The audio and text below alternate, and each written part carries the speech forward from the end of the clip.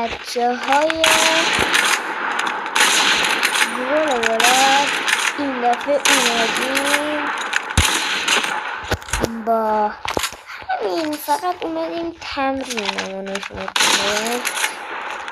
میخوایم بیام کالا فکرم تمرین کنم، گفتم یه ویدیو هم بگیرم. هشومون با یه شد 2 تا تیم. البته همیشه اتفاق میفته، خیلی چیز عادی. بابا باری کردم همینجوری بزنیم دیگه اصلا عشق کنین و بذار من هم یه کوچولو بازی کردم دیگه. الان اومدم که با شما دیگه بگیرم. این از این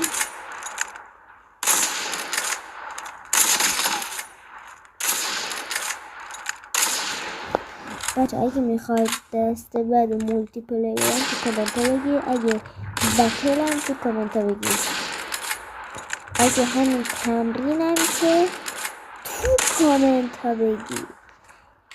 دست این آخرین شد، نه آخرین شد رو میخوام ثابت کنم که چیته.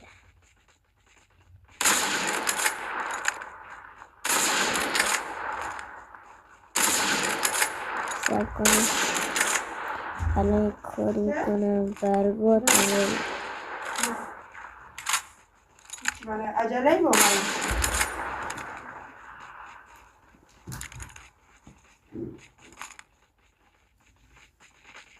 من باشید. زمان چه نمیدادی؟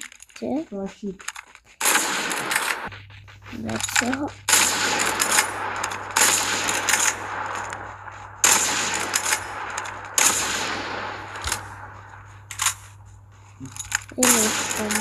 از این میخوام داخل این سوراخه بزنم.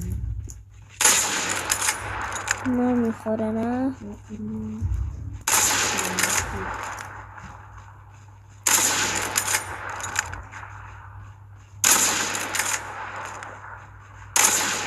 نمیخوره چه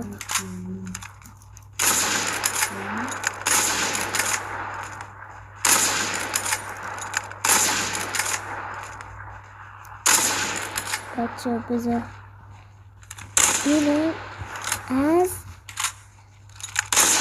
این آخرین شد.